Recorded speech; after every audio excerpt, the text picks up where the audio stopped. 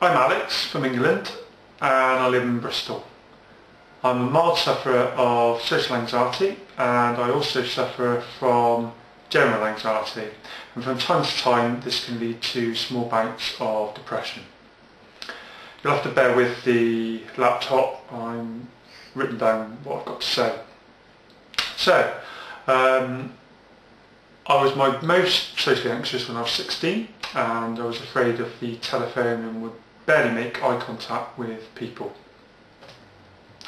Over the last 20 years or so I've made gradual steps to reduce my social anxiety. Personally, I think everyone can be anxious in a specific social situation. There are some people where it can affect them several times a day, and there are other people where SA may only affect them, say for a 1 minute period every 10 years. My best coping strategy is to set mini goals for myself, but you have to be careful that you don't make too much of a leap. So say for example, to overcome my fear of the telephone, I set the target of working in a call centre back in 2001. At the time I became very depressed, so in hindsight maybe I should have found a job that had less telephone work, maybe 1 or 2 hours a day rather than 7 or 8 hours a day. There are other times where I've taken smaller steps to overcome anxiety. I always wanted to have a go at karaoke.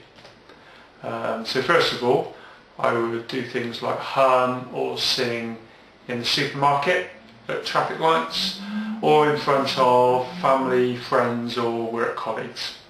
I then did things like singing hymns loudly at weddings, and I attended a singing group for a couple of weeks. I've now managed to do karaoke twice. The first time I did it I was very, very drunk. The second time, not so drunk.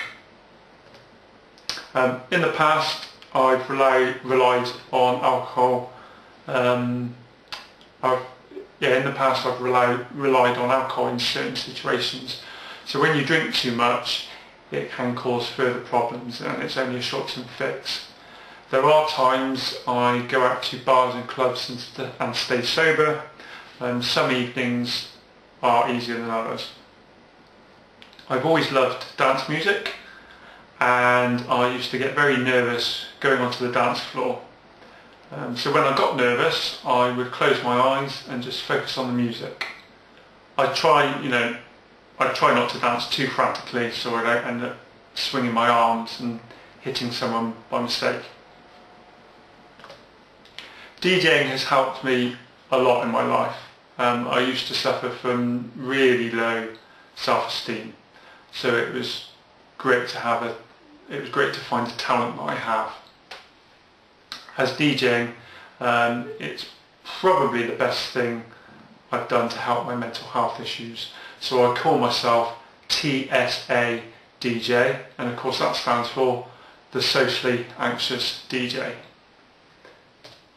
I've been doing it on and off since 2002, and I DJ for me. So I make mixes of my 10 or 12 favourite tunes, and that is when I'm at my happiest.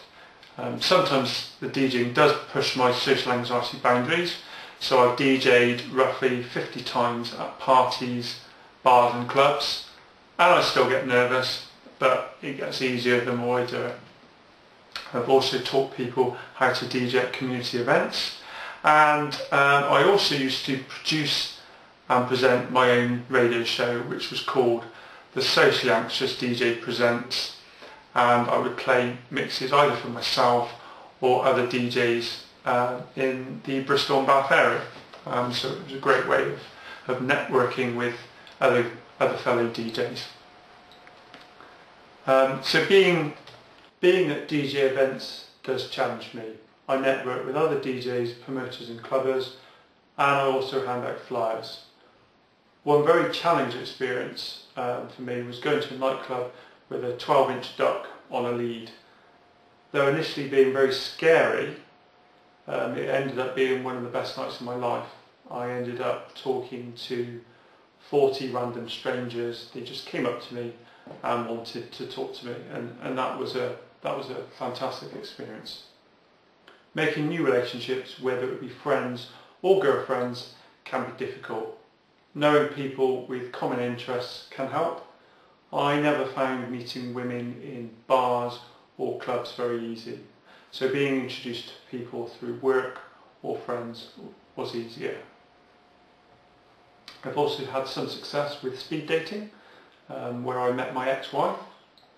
I was concerned if my social anxiety would affect me on the day of our wedding, so I had to be hypnotised in the morning so I'd be relaxed for the ceremony, the reception and the party. In the end, I actually enjoyed the day, but sadly for one reason or another our relationship has ended. So I've done some internet dating. I was very nervous meeting the first person there. I went on several dates with several different people, and each one got easier and easier. So back in February 2012, I met my current girlfriend. Things have been going well, and we've been on holiday a couple of times together. Just got back from Ibiza, so a bit of a tan there. And when you get to know someone well, it's a great feeling, and you can just sit in silence with each other. So in other areas of my life, I still suffer from occasional social anxiety. Weddings and funerals are still a bit of a problem for me. And if any other scenarios arise, I will try and think of why I was nervous and think of strategies I can use to overcome it for the next time. So I hope you find this video useful. Some of the things I have said may not work for some people. It may work for some people, but not for others. So if you are a social phobia sufferer, there is hope for you. Try and talk to someone like a trusted friend or family member, a doctor, or even a support group. Thanks for watching.